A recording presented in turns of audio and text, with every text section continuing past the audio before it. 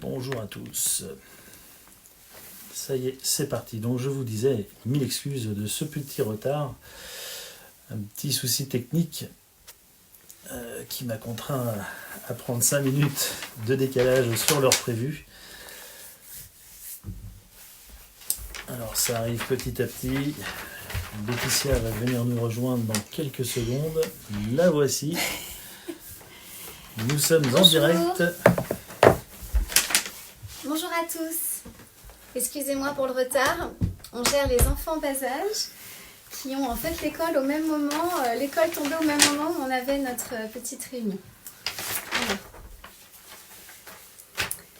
Eh bien, bonjour Jean-Michel, bonjour Mamacita. Alors, aujourd'hui, nous allons parler d'un marché qui stimule beaucoup de gens, qui est la minceur. La minceur. Donc, un vaste sujet. Alors, qu'est-ce qu'il y a? Pas de souci, moi j'attends. Voilà, ça y est, donc Stéphanie nous rejoint. Bienvenue Stéphanie. Alors donc, comme je vous disais, on a annoncé cette semaine le marché de la minceur. Donc on va parler de ce beau marché aujourd'hui qui est assez technique, où naturellement il y a beaucoup de croyances et beaucoup de bons résultats heureusement et des bonnes solutions.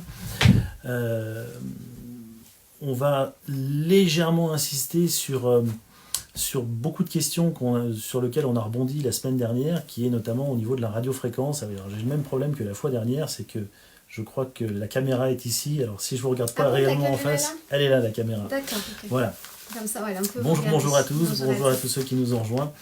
Donc je disais qu'on allait... Non, elle est là. Donc on va parler donc de minceur, du marché de la minceur d'une manière générale, et on va refaire un petit point sur le marché de la radiofréquence, parce qu'il y a beaucoup de questions nous ont été reposées cette semaine sur cette technologie qui mérite justement d'être vraiment bien détaillée. Alors, tout d'abord, donc, je suis Fabrice Fontanelle, Laetitia Fontanelle, mon épouse. Donc, Laetitia a une fonction très pratique, puisque en plus d'être directrice de spa, elle est formatrice, et je crois qu'elle vous l'a déjà expliqué la dernière fois pour ceux qui étaient là, et elle connaît naturellement tous les protocoles sur le bout des doigts, au niveau des technologies, et au niveau surtout de la mise en place de la pratique pour avoir et obtenir les bons résultats. Donc, je vous invite Spa Paris, vous regarderez sur les sites internet et les différents réseaux, c'est quelqu'un qu'on peut suivre sans aucun problème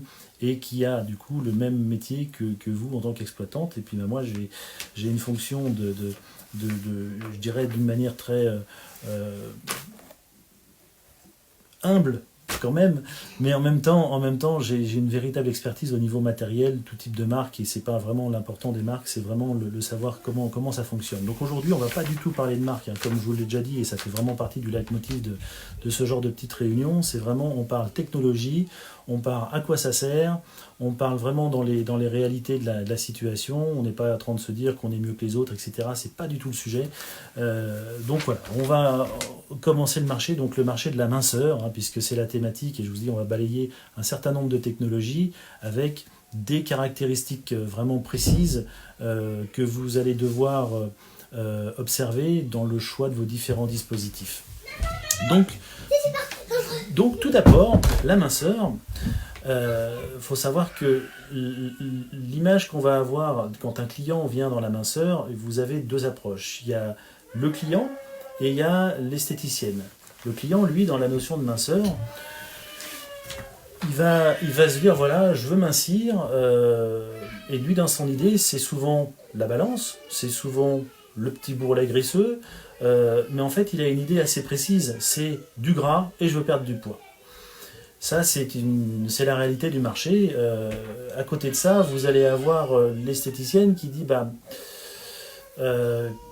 comment je vais faire pour lui faire perdre du poids, parce que je vais avoir des petites technologies, mais s'il ne s'engage pas dans sa prise en charge alimentaire, etc., ça va être difficile à avoir une solution vraiment de perte de poids. Donc la perte de poids, c'est toujours assez compliqué. Alors, mon avis, et qui là-dessus, je pense, est assez intéressant, c'est la notion de bilan. On ne peut améliorer que ce qu'on sait mesurer. Voilà, donc ça c'est une vérité. Donc on peut améliorer ce qu'on sait mesurer, c'est-à-dire qu'il ne suffit pas de se peser sur une balance naturellement. Vous avez des outils et notamment des dispositifs qu'on appelle d'impédance-métrie. L'impédance-métrie, c'est des dispositifs qui vont permettre de mesurer la masse grasse, la masse sèche, la rétention d'eau, extracellulaire, la masse osseuse, la masse musculaire, enfin tout votre poids de corps qui va permettre d'être identifié. Parce qu'en fait, quand on dit voilà, je veux perdre du poids, je veux mincir, ça ne veut pas dire grand-chose, parce que vous avez des gens qui sont très musclés, qui vont peser déjà très lourd, vous avez des gens qui ont un squelette très important, qui pour le coup vont avoir un poids de squelette qui fait que vous avez 2-3 kg de squelette d'os en plus, et puis comme on dit, hein, l'expression, on ne va pas perdre un os, donc, sauf cas grave, mais normalement non. Donc l'intérêt, c'est que pour arriver à adapter la bonne technologie minceur, naturellement, c'est important de savoir de quoi on parle. Donc il faut savoir si on s'attaque à de l'eau, si on s'attaque à du gras, si peut-être on a une problématique musculaire parce qu'on a un profil en face de nous qui est un ancien bodybuilder ou un ancien catcheur qui a une masse musculaire hyper importante, donc souvent une masse osseuse aussi assez importante. Donc tous ces éléments-là sont des choses absolument importantes pour dire voilà, je vais vous prendre en charge ou au contraire, j'ai pas la solution parce que c'est plus compliqué, parce que vous avez un profil qui ne correspond pas au type de matériel que je peux avoir. Bon. Donc, là-dedans, on va balayer un certain nombre de technologies. Hein, je vous ai parlé donc de gras, hein, parce que souvent dans la minceur, on parle de gras, mais il y a aussi une notion importante, c'est l'eau. Et puis une notion encore hyper importante, c'est le muscle. Vous allez voir quelle est l'incidence du muscle par rapport à toute la partie graisseuse et toute cette harmonie qu'on va avoir au niveau des métabolismes.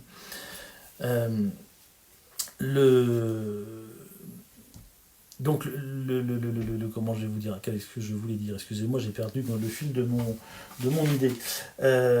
Oui, c'est-à-dire que dans la minceur, dans cette notion de minceur, il y a une action importante qui est... c'est pas forcément que du gras ou c'est pas forcément que l'eau, et souvent il y a ce qu'on appelle aujourd'hui le marché de la minceur, c'est certes du gras, c'est certes de l'eau, c'est certes du muscle, c'est tout ce que je vous ai dit, mais en même temps souvent l'attente c'est pas forcément que cette perte de poids, c'est aussi ce qu'on appelle le body contouring, c'est le raffermissement, c'est ma peau sur mon corps, pas l'anti-âge, quand on parle d'anti-âge c'est souvent le visage, mais en fait la peau d'une manière générale, pour la petite information c'est le thème de la semaine prochaine, c'est aussi une information qu'on va avoir sur le corps et qu'on ne sait pas forcément, parce que lorsqu'on parle de « je veux mincir », c'est en fait le petit bourrelet qui ne nous va pas, c'est la forme de mon corps que j'aimerais avoir une autre forme de corps. Alors on ne peut pas tout transformer, mais en tout cas on peut retendre les tissus, on peut lui donner un autre aspect de la peau, et aujourd'hui cette notion de minceur, c'est tout ça. C'est tout ça. Donc la notion de minceur, c'est pas forcément que de la perte de gras, c'est pas forcément que problème de rétention d'eau, c'est aussi cet aspect de peau, c'est aussi l'effet tenseur qu'on peut avoir sur la peau pour retravailler sur la silhouette d'une manière générale. Donc la minceur, c'est tout ce marché-là. Et naturellement, il y a des technologies qui sont évidemment plus adaptées que d'autres. Donc pour revenir sur la première technologie, celle qui fait autant parler d'elle dernièrement, c'est la radiofréquence. Donc la radiofréquence que je connais très très bien parce que je dirais que je suis presque tombé dedans, et pour avoir lancé il y a maintenant plus de 15 ans une technologie que vous connaissez bien au travers en France en tout cas sur Venus Concept, donc Venus Technologies. Ça c'est une marque que je dirais aujourd'hui quasi leader dans le marché de la médecine esthétique sur le savoir-faire de la radiofréquence et des champs magnétiques associés.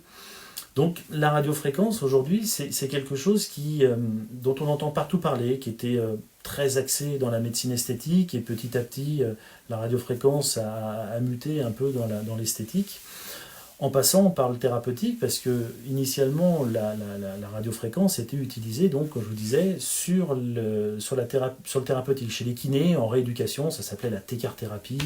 Donc la TCAR, c'est le système Trans-Electrical Capacitive and Resistive. Voilà. Donc c'est un mode de diffusion de courant qui est souvent des courants de basse fréquence, en dessous d'un méga. En dessous d'un méga, c'est tout ce qu'on utilise généralement dans le thérapeutique. Donc c'est pas forcément associé à de l'esthétique, c'est vraiment associé à du thérapeutique parce qu'on travaille sur des couches profondes, et après il y a une histoire de porosité de membranaire qui fait que la fréquence basse va avoir une action plutôt physiologique, alors qu'une fréquence haute va avoir une action plutôt, on en parlera tout à l'heure, plutôt vraiment sur le côté dermique et au niveau du collagène élastique. Bon. Donc pour cette notion de radiofréquence sur ces basses fréquences, le monopolaire, on envoie un courant d'un côté, on a une plaque de retour qui va récupérer ce courant-là, donc on peut traverser complètement le corps. Donc souvent, ce sont des technologies qui envoient beaucoup d'énergie parce qu'il faut traverser sur toute cette zone-là.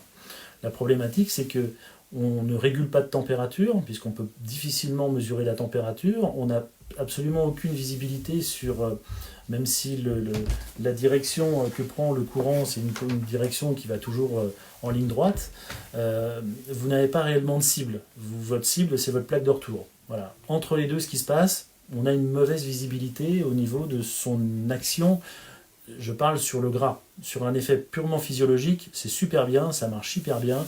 C'est un outil qui est vraiment utilisé principalement dans la kiné, bien que certains l'utilisent aujourd'hui un peu dans l'esthétique, mais je dirais que c'est vraiment récupérer une technologie qui a une vie dans le thérapeutique, pour se démarquer un petit peu dans l'esthétique aujourd'hui, mais je dirais qu'aujourd'hui, ça ne sert à rien de réinventer ou de défoncer des portes ouvertes. La technologie bipolaire, c'est des technologies qui sont vraiment faites pour l'anti-âge et pour la minceur. La radiofréquence, vous avez des technologies qui sont multipolaires, on va dire. Les technologies multipolaires font que le courant va avoir une action beaucoup plus profonde, et pour aller dénaturer la zone graisseuse, c'est quand même important que ce courant il soit piloté, c'est-à-dire que ça rentre sur une borne, ça retourne dans une autre borne. Donc ce multibipolaire, c'est qu'en fait vous avez toujours un plus et un moins, un algorithme tournant qui va faire que vous allez vraiment traverser l'ensemble de toutes les couches de la peau, y compris l'hypoderme. Et c'est là où ça devient important, parce que pour créer de la chaleur sur une zone à un point donné, puisque l'idée c'est de monter en température cette zone graisseuse pour arriver à la fluidifier, pour arriver éventuellement à créer un effet lipolytique, mais surtout revasculariser cette zone qui est souvent une zone froide, une zone morte comme on a tendance à le dire, il faut la monter en température. Et pour monter en température, là aussi, il faut pouvoir la contrôler. Et pour la contrôler, naturellement, il faut pouvoir la mesurer avec un thermomètre externe, donc un thermomètre infrarouge. On va mesurer la température en surface, ce qui fait qu'on va comprendre à peu près la température en profondeur. Mais dans le cas, justement, je vous disais de la monopolaire, la monopolaire, il traverse, et du coup, vous avez une résistance qui est mal mesurée, parce que la température en profondeur, ça ne va pas du tout être la même, on ne va pas pouvoir l'analyser de la même manière que la température qu'on a en surface. Donc, au niveau de la radiofréquence, entre l'outil de diagnostic qui va vous permettre de mesurer cette masse grasse, cette masse sèche, cette retention d'eau, etc., on va se rendre compte que la radiofréquence a un pouvoir extraordinaire qui est sur l'eau.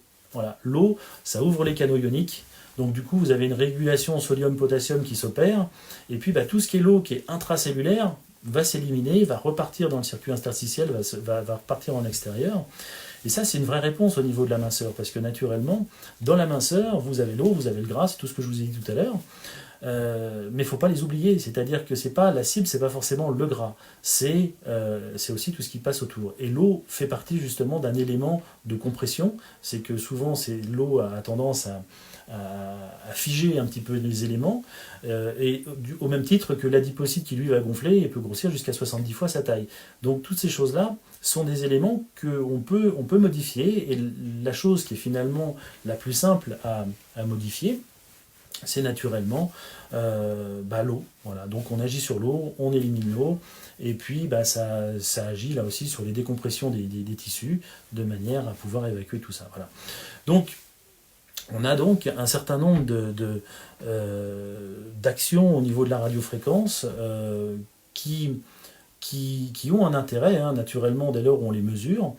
Donc je vous ai parlé, vous avez le monopolaire, vous avez le bipolaire, vous avez le multipolaire, et vous avez donc maintenant des technologies aussi qui sont un peu plus orientées sur la partie médecine esthétique, qui sont fractionnées, qui n'ont pas forcément d'effet premier, en tout cas sur la partie minceur.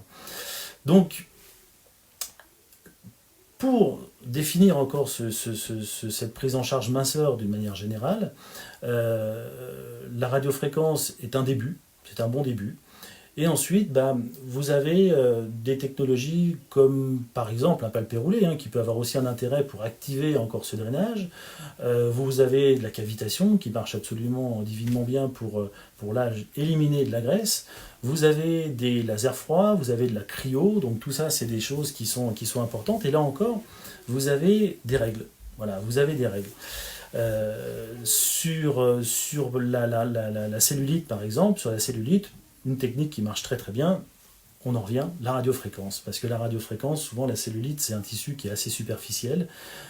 C'est un tissu qui a pas mal de complexité à l'intérieur en termes de fibrose, en termes de gras évidemment, en termes de rétention d'eau. Et donc, la radiofréquence va avoir la particularité de réguler un petit peu cette chose-là au niveau de l'eau, de monter en température, donc on va avoir un défibrosage de la partie fibrose au niveau des septars, au niveau des cloisons. Ah bah tiens, c'est rigolo, j'avais pas éteint mon téléphone et du coup ça a tout planté. Bon, c'est pas grave, non voilà. Au niveau des septas, le cloisonnement va être intéressant parce que l'augmentation thermique va permettre de décloisonner l'ensemble des septas, donc des fibroses qui sont à l'intérieur au niveau de la cellulite, enfin quand il y en a. Et donc on va redonner de la mobilité à tout ça, on va pouvoir le retravailler, on va pouvoir l'assouplir, mais finalement là où ça agit très bien, c'est qu'on va redensifier la peau au niveau de sa résistance, donc du coup on va diminuer l'effet capiton. Donc on agit très bien sur l'eau, sur le gras c'est quand même un petit peu plus compliqué, sur l'adipocyte en tant que tel. L'effet lipolytique au niveau de la radiofréquence n'est pas réellement prouvé. Là encore, j'ai une très belle étude qui date de 2008, qui a été faite par le docteur Luc Vigneron, j'ai réétabli un certain nombre qui a comparé d'ailleurs un certain nombre de technologies, et effectivement la technologie à visée purement lipolytique au niveau radiofréquence, c'est pas forcément c'est pas forcément ce qui se fait de mieux. En tout cas, ça donne une réponse sur l'eau indéniablement sans aucun problème.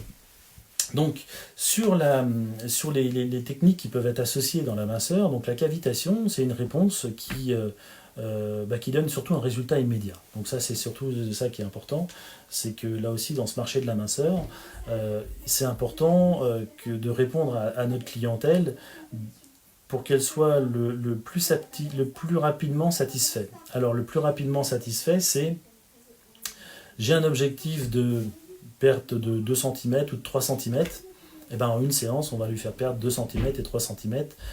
La cavitation, on n'est pas réellement dans un état de lipolyse directe, on est sur ce qu'on appelle l'adipocytolyse, c'est-à-dire qu'on fait un petit peu de ménage au niveau des adipocytes, on va les faire exploser. Donc c'est pas du tout le système d'évacuation traditionnel, on est sur un système d'évacuation par les macrophages. Donc vous avez là encore des règles qui sont assez strictes au niveau de l'application de la technique. Mais en tout cas, ce qui est extraordinaire, c'est qu'en une séance, vous faites perdre 2 cm, 2 cm et demi à vos clients, ou clients, et ça marche tout le temps, quoi. C'est vraiment super bien, il n'y a pas de contre-indication particulière. On est principalement par contre sur de la graisse, ce qu'on appelle les graisses stéatomériques, qui sont les graisses vraiment de stockage, qui sont en sous-ombilical, qui sont sur vraiment les plis graisseux les plus importants, pas sur la cellulite. La cellulite, c'est vraiment un tissu c'est une graisse qui est un peu particulière et qui ne réagit pas exactement à la même chose. Dans le complément des technologies, il y a une technique que j'aime bien parce qu'on en entend assez peu parler, et en même temps c'est une réponse qui est unique, parce que ça s'appelle, là, je vais pas vous faire languir plus longtemps, c'est la low level laser therapy, c'est le laser froid, donc c'est de la lumière. Et la particularité de cette technologie-là, c'est que c'est la seule technique qui vraiment fonctionne sur tout ce qui est graisse viscérale, donc la graisse vraiment abdominale, la graisse profonde, et c'est la seule vraiment qui donne un résultat. Là encore, il n'y a pas de choses spectaculaires, quelqu'un qui doit se faire opérer, il se fera opérer, mais en même temps, vous avez un résultat au niveau de la graisse profonde, au niveau vraiment de la libération, au niveau abdominal, au niveau des viscères. Ça a tendance à lâcher, ça a tendance justement à s'évacuer un petit peu. Donc naturellement, ça ne s'évacue pas tout seul, il y a toujours cette notion de balance il faut consommer plus que ce qu'on apporte. Hein. Je vais vous refaire encore deux, trois théories au niveau de la minceur, mais 1 gramme de gras égale 9 kcal. Ça, c'est la valeur énergétique. Donc 1 gramme de gras égale 9 kcal. Ça veut dire que quand vous venez pour perdre 100 grammes, il faut que vous éliminiez l'équivalent de 900 kcal. Voilà. Donc 900 kcal, quand vous imaginez un petit peu que votre métabolisme de base doit tourner aux alentours de 2000, pour faire simple, vous imaginez que vous êtes à peu près à la moitié de votre besoin journalier. Donc votre besoin journalier, c'est ce que vous apportez, votre consommation. Donc c'est comme dire, c'est soit vous dites, je vais manger 2 fois moins d'un coup, mais c'est compliqué parce que l'alimentation, c'est aussi quelque chose qui fait partie de notre quotidien, et quand on n'a pas mangé assez, ça nous met un petit peu en stress. Voilà. Donc c'est pas forcément la bonne solution. Donc vous avez là encore la possibilité d'augmenter un petit peu votre dépense énergétique. C'est pour ça qu'on associe toujours une attention alimentaire et une dépense énergétique, parce qu'il faut que les deux communiquent ensemble, parce que une fois que vous avez libéré, vous avez transformé vos acides gras, vous avez créé la lipolyse, vos acides gras sont partis au niveau dans votre métabolisme, vous avez les acides gras qui passent, qui circulent, vous allez avoir les sucres, le glucose qui lui va être consommé par le muscle, mais le muscle, s'il ne le consomme pas, il va refixer la graisse. Donc si vous voulez, tout ce système-là est hyper important, parce que tant qu'on n'a pas compris ça dans la minceur, en fait vous allez déstocker du gras pendant environ 90 minutes, parce qu'après ça va se restocker. Voilà. Donc ça c'est le métabolisme, il est fait comme ça, on n'a rien inventé. Donc il y a des technologies qui sont plus ou moins efficaces, parce qu'elles vont permettre de créer une lipolyse, et en même temps elles vont permettre d'activer le métabolisme. Donc ça permet, on peut imaginer qu'il y a une consommation immédiate des acides gras qui ont été libérés. Là aussi, lorsqu'on crée une lipolyse, vous avez aussi un effet hydrique qui doit être évacué. Donc c'est pour ça que parfois supplémenter avec des petits compléments alimentaires, des petits draineurs, des petites choses comme ça, ça permet là aussi d'activer l'évacuation au niveau des reins. Boire beaucoup, parce que l'eau, c'est aussi ce qui permet très souvent de faire pénétrer toutes les énergies qu'on va pouvoir proposer, que ce soit en radiofréquence, que ce soit au niveau de la cryo, que ce soit au niveau un peu moins au niveau des lasers, des lasers froids, mais en tout cas, ou de la cavitation. L'eau est importante, puisque l'eau, c'est ce qui va permettre de transférer cette énergie. Donc c'est pour ça que l'eau aussi est très très importante. Dès lors où on fait un soin minceur, c'est important de boire. Donc au niveau des technologies, on a aussi les cryos, la cryolipolyse. Donc ça c'est aussi des techniques, et là encore, je ne veux pas juger, parce que c'est pas l'objectif et c'est pas le sujet, mais vous voyez, c'est typique d'une croyance, où naturellement qu'il y a des résultats au niveau de la cryolipolyse. C'est indéniable, il n'y a pas de souci. On sait que l'apoptose, ça existe, on sait que ça peut se provoquer par le froid, entre autres, mais en tout cas, c'est une méthode qui s'appliquait plutôt bien à de l'esthétique, avec une réponse qui était nouvelle, avec surtout un relais marketing qui était absolument extraordinaire. Mais finalement, on se rend bien compte qu'une fois que c'est en place, il y en a très très peu qui finalement ont réussi à s'en sortir avec une cryo. Alors vous avez les cryos qui sont les cryos à aspiration, donc c'est ce fameux gros bourrelet congelé que vous aviez, qui était un peu violacé, qu'il fallait masser après, etc. C'était très spectaculaire à voir. Maintenant, voilà, il y en a qui ont eu des bons résultats, d'autres moins bons, d'autres des brûlures, d'autres... Bon, voilà. Après, il y a eu plein de choses qui fait qu'aujourd'hui, tout le monde en a reparlé de manière un petit peu moins enjouée. Vous avez les cryos à plaques, alors, qui sont un petit peu démarqués dernièrement, parce que déjà, elles ne font pas d'aspiration, donc elles ne font pas de marque, mais on est surtout plus dans une promesse de résultat en une séance, comme ça s'est fait pendant quelques temps. On est vraiment sur une prise en charge qui va être sur du plus long terme, donc on est plus dans une approche esthétique, en disant « venez me voir régulièrement », une fois par semaine ou une fois toutes les 2 semaines, en fonction des protocoles qui sont établis. Et puis on va faire une séance de cryo, on va l'alterner avec du chaud-froid, ce qu'on appelle un peu la douche écossaise. Ça va permettre d'activer un petit peu l'élimination des cellules qui sont mises en apoptose et qui doivent s'éliminer. Et puis, bon voilà, donc c'est des technologies qui sont intéressantes parce que on n'est plus dans une promesse forcément unique, dans un résultat immédiat. On est sur venez me voir régulièrement et vous allez voir. Et effectivement, le résultat, enfin j'ai pu le constater aussi, les résultats sont tout à fait honorables. Mais on n'est pas du tout sur une promesse, j'appuie sur le bouton, j'aspire pendant 1 heure, et puis voilà. Bon. En tout cas, ce que je veux vous dire, c'est que là encore, tout a un prix. C'est-à-dire que vous allez avoir des technologies qui sont bien marketées, qui sont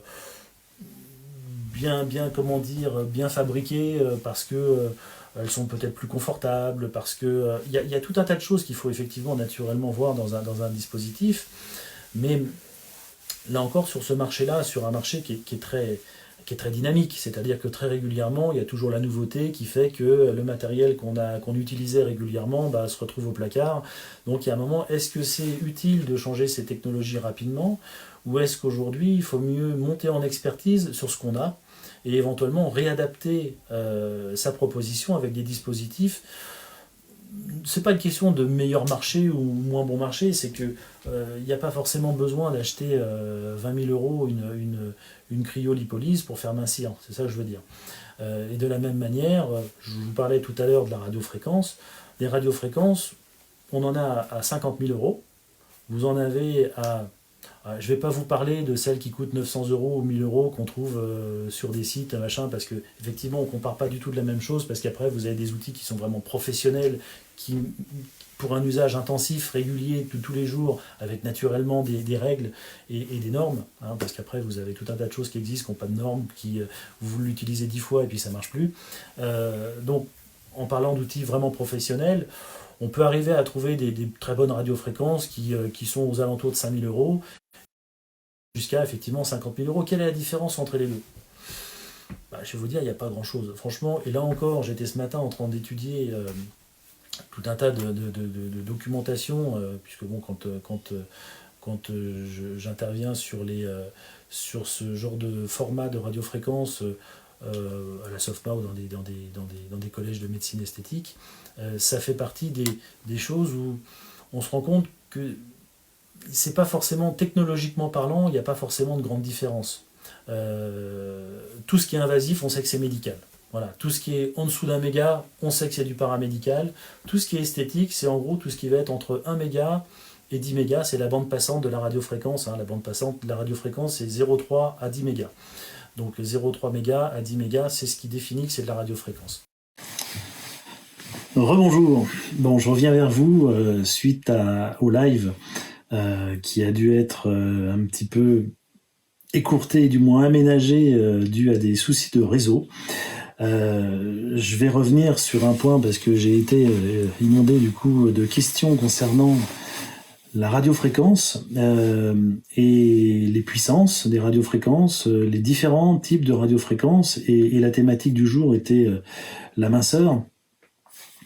Quelle est l'importance de la radiofréquence dans la minceur ? Voilà, donc je vais repositionner un petit peu le sujet. Comme je vous dis, je suis pas là pour parler de marque, ou je suis pas là pour dire c'est mieux, c'est moins bien, etc. C'est pas ça, c'est que vous allez aujourd'hui avoir des radiofréquences, des outils, donc des technologies qui sont différentes. Alors quand je dis elles sont différentes, pourquoi ? Parce que elles vont avoir des fréquences différentes, elles vont avoir des puissances différentes, indépendamment des prix différents, c'est surtout qu'elles vont avoir des usages différents. C'est-à-dire que vous allez avoir des technologies qu'on utilise en rééducation, hein, qui est un domaine que je connais plutôt bien, ça s'appelle la Tecar-thérapie. Donc c'est souvent de la monopolaire.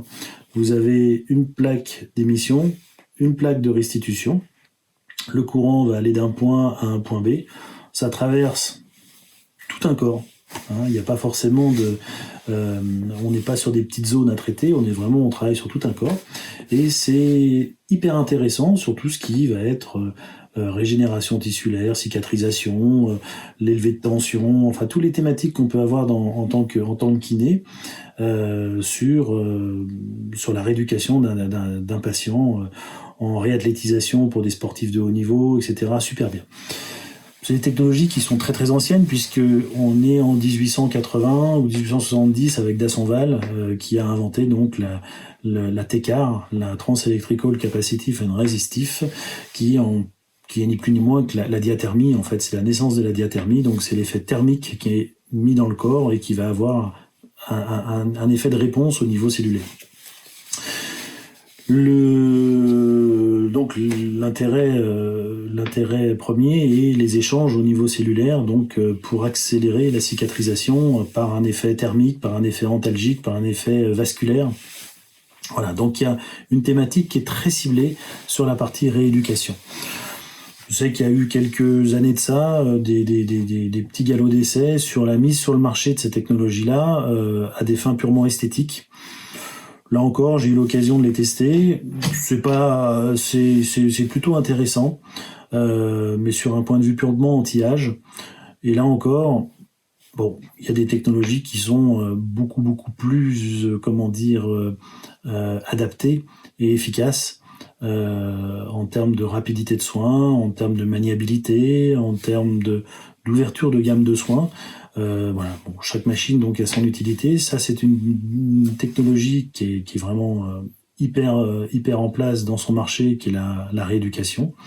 Donc en paramédical, d'ailleurs, les fréquences souvent sont des fréquences qui sont en dessous d'1 méga, puisque tout ce qui est en dessous d'1 méga a souvent tendance à être pour le paramédical, parce que je vous expliquerai tout à l'heure que les fréquences qu'on utilise sont des fréquences qui vont permettre de travailler sur la membrane.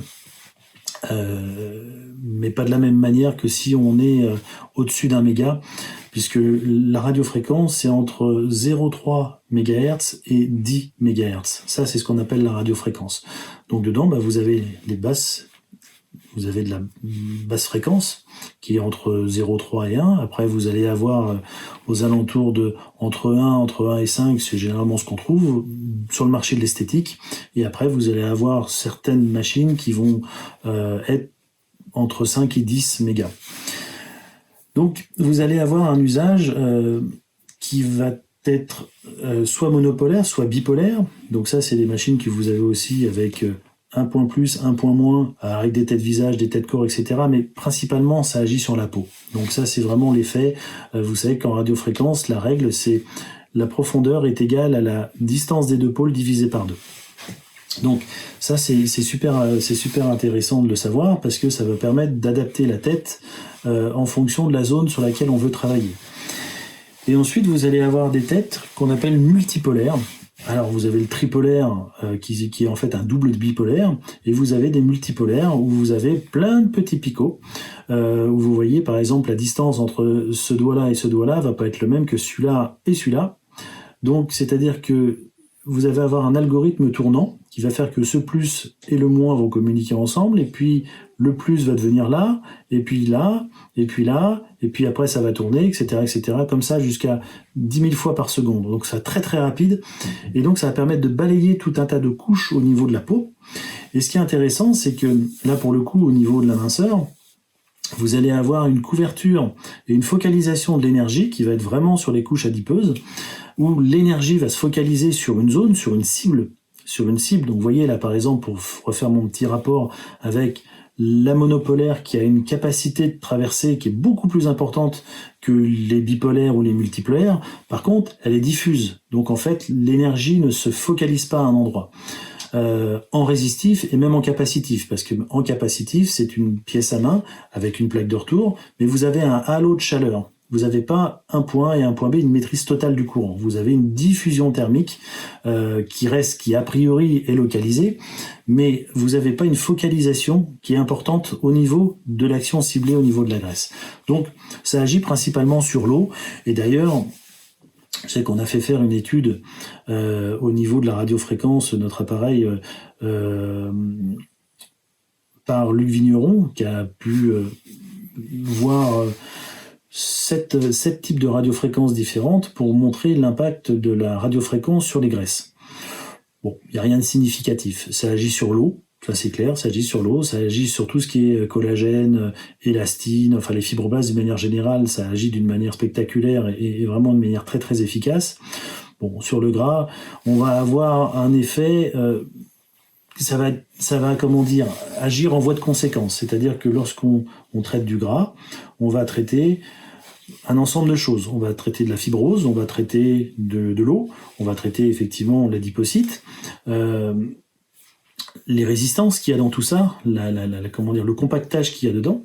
Donc toute cette énergie qui va être envoyée va provoquer un certain nombre de choses. Le réchauffement va créer de la vascularisation, va redonner de la mobilisation au niveau des cellules. Le circuit interstitiel va se remettre en place, donc vous avez un nettoyage qui va se passer au niveau des cellules, les échanges hydriques qui vont aussi s'opérer. Donc vous allez avoir tout un tas ça va redonner vie en fait à cet élément la zone graisseuse, qui est souvent une zone compactée, qui est ce qu'on appelle une zone froide ou une zone morte. Ça va lui redonner vie. Donc ça c'est intéressant de remobiliser toutes ces zones-là. Maintenant à proprement parler, dire je vais créer de la lipolyse, c'est-à-dire la dégradation du triglycéride en acide gras assimilable, de manière à ce que ça passe par le système sanguin, par le système lymphatique. Ça, c'est autre chose. Sachant que, naturellement, il va y avoir l'association d'une activité métabolique, donc une activité physique, qui devrait être forcément nécessaire pour pouvoir consommer le glycérol qui a été libéré, si toutefois le glycérol a été libéré. À ma connaissance en tout cas, je n'ai jamais vu dans une quelconque étude démontrer une quelconque rupture de membrane ou bien un effet lipolytique, c'est-à-dire une augmentation de la lipase, de manière à dégrader le triglycéride en acide gras assimilable. Donc l'effet lipolytique sur la radiofréquence, pour ma part, n'est pas démontré. Hormis, naturellement, dans cette approche minceur, les volumes, eux, peuvent bouger. Parce qu'on va retendre la peau, parce qu'on va enlever de l'eau, parce qu'on va agir sur ces volumes, on va restructurer tous ces volumes. Donc il peut y avoir un effet sur un petit ventre qui est un petit peu tendant, sur une cellulite qui est assez marqué au niveau des capitons. Le fait de redensifier la peau en surface, ça va redonner de la rigidité et va permettre d'avoir un volume le volume graisseux qui est en dessous va se retrouver beaucoup moins impactant sur la surface de la peau. Donc c'est en ça que souvent les radiofréquences sont souvent associées à de la minceur, mais pas proprement parler sur le gras. Voilà. C'est un petit peu tout ce que je voulais vous dire au niveau vraiment de la fonction de radiofréquence. Vous avez des technologies qui sont faites pour l'anti-âge, vous avez des technologies qui sont faites pour le corps d'une manière générale, et puis vous avez des technologies qui sont faites pour la rééducation. Voilà, ce sont trois marchés qui sont relativement différents. On peut aussi parler de la médecine esthétique avec des radiofréquences fractionnées, et là c'est encore autre chose. C'est hors sujet en ce qui nous concerne, mais tout ça pour vous dire, c'est que chaque dispositif est un outil, et cet outil va ouvrir un marché. Donc vous avez parfois des technologies, des radiofréquences qui vont combiner plusieurs technologies. Vous allez avoir de la monopolaire, vous allez avoir de la bipolaire, vous allez avoir de la multipolaire, et là les choses qui vont être intéressantes, c'est de dire, tiens, j'ai une machine qui permet en monopolaire, on va pouvoir travailler sur des trajets assez distants, donc sur de l'eau, sur une cellulite, on va pouvoir travailler une zone importante, c'est vrai. On va pouvoir, principalement sur l'eau, avec ma bipolaire, je vais pouvoir travailler vraiment sur la peau, et sur la multipolaire, je vais pouvoir travailler sur le gras. Voilà. Ça se tient. Sachant que, là encore, si vous vendez de la minceur, ne vendez pas de volume particulier parce que vous risquez d'être déçu. C'est pas l'impact minceur, c'est pas forcément l'objectif. Vous n'allez pas déstocker des volumes de gras avec de la radiofréquence. Je conseillerais plutôt de la cavitation ou plutôt des technologies qui vont vraiment en une séance vraiment vous enlever du gras, et ce sera mesurable et ce sera satisfaction de votre client 100%, alors que en une séance vous faites ça, en radiofréquence vous allez en faire 15 ou 20 avant de commencer à avoir des résultats vraiment probants. En termes aussi de prix. En termes de prix aussi, là aussi, vous allez être surprise de voir que d'une radiofréquence à l'autre, qu'est-ce qui fait la différence? Bon, moi je vous dis, de mon point de vue, ce qui fait la différence, c'est surtout la marge du distributeur. À part là, technologiquement parlant, une radiofréquence, c'est de la radiofréquence. Vous allez avoir des outils qui peuvent être plus ou moins adaptés. Donc il y a de la recherche et développement, et heureusement qu'il y a quand même quelque chose qui vaut de l'argent. Mais c'est surtout, je dirais, les protocoles qui vont être derrière, les outils, les fréquences qui vont être utilisées ont un sens, on va en venir. Les puissances qui vont être utilisées ont un sens, mais elles ont un sens en fonction de ce qu'on veut faire avec. C'est-à-dire que si vous avez une radiofréquence qui va être en dessous d'un méga, vous allez être sur des couches qui vont être relativement profondes, et généralement, il y a deux options. Si vous êtes en monopolaire, vous allez envoyer beaucoup d'énergie parce que vous allez avoir une déperdition importante. Et si vous êtes sur des fréquences assez basses, donc en dessous d'un méga, vous risquez d'être sur des puissances assez faibles. Par exemple, un bistouri électronique, vous êtes à 0,5. Donc naturellement, vous avez intérêt à être à des fréquences assez basses, sinon vous risquez de faire une petite coupure. Ça risque d'être assez mal perçu par votre client. Donc du coup, vous êtes sur des fréquences assez basses. Et en étant sur des fréquences assez basses, finalement, vous avez plutôt une action sur la membrane, donc plutôt de stimulation, mais vous n'allez pas avoir une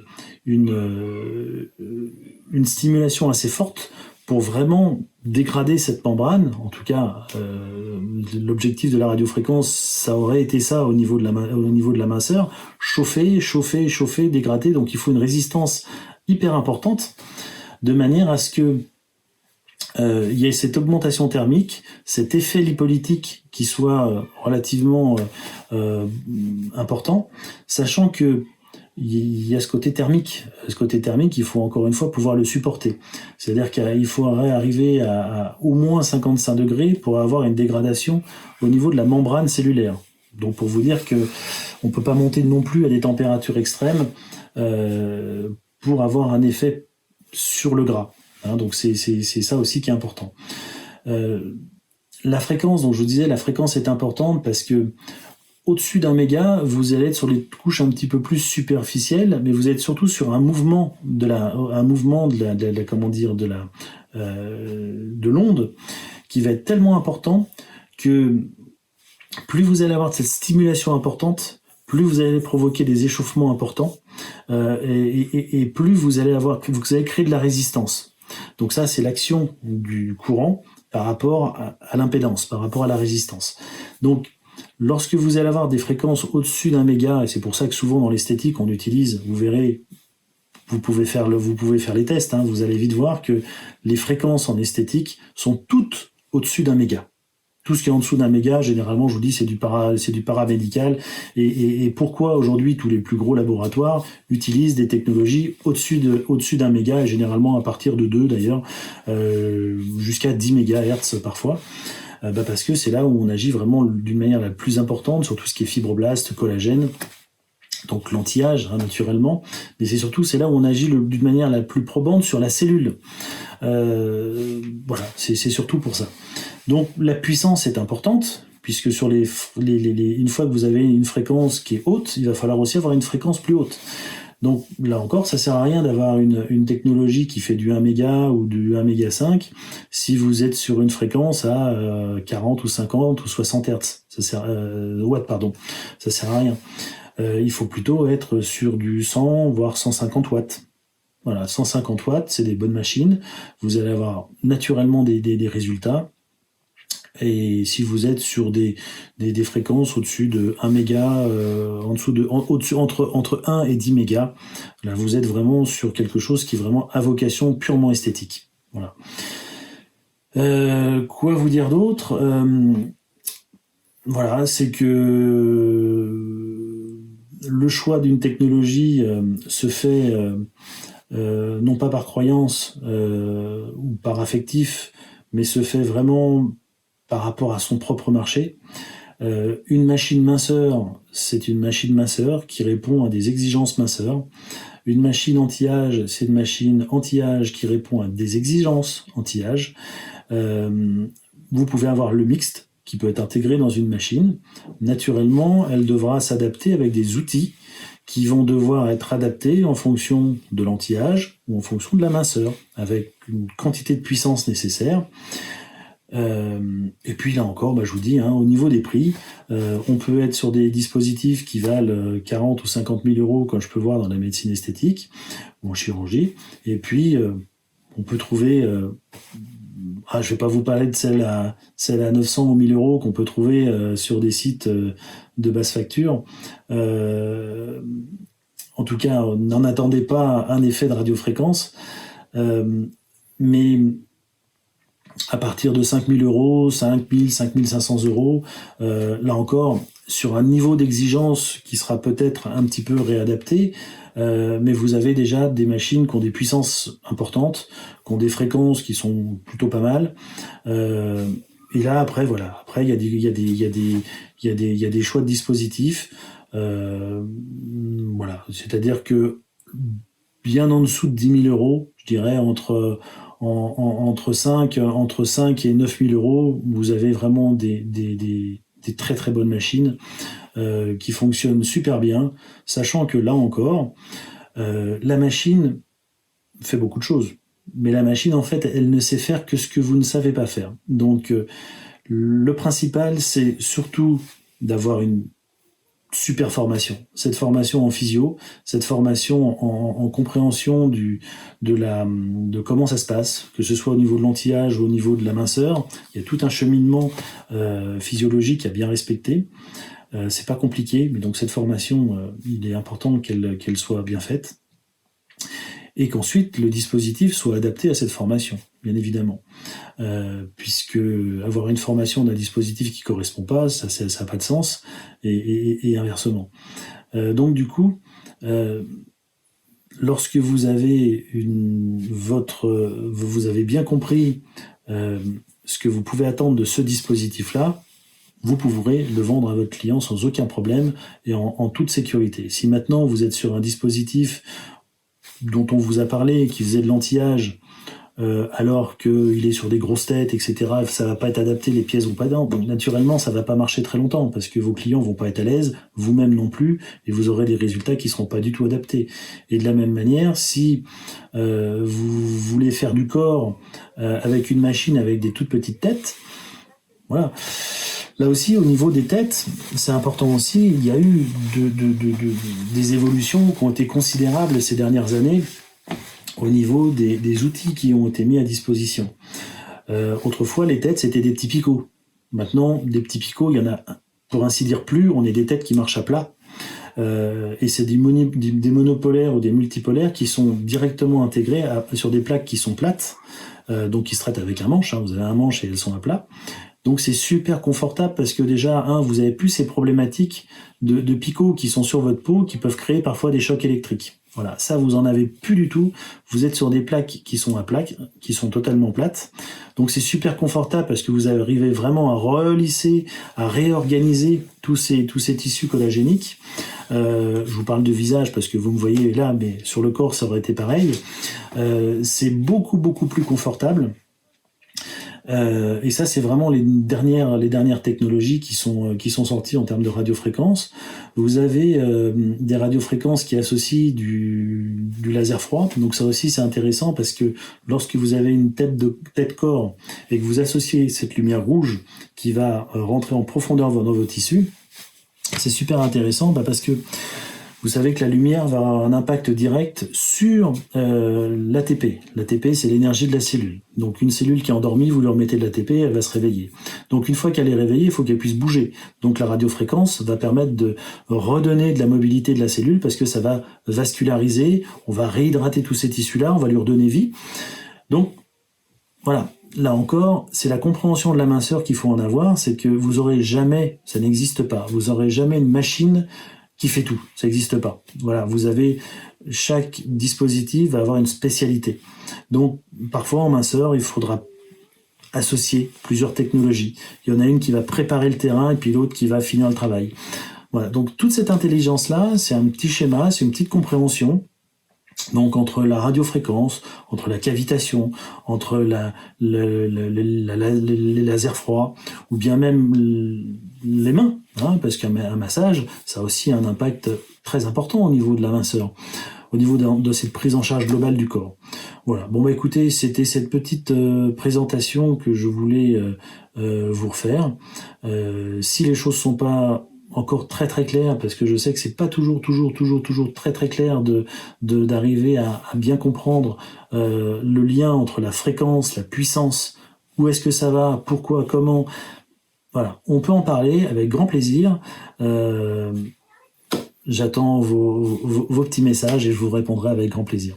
À bientôt, au revoir.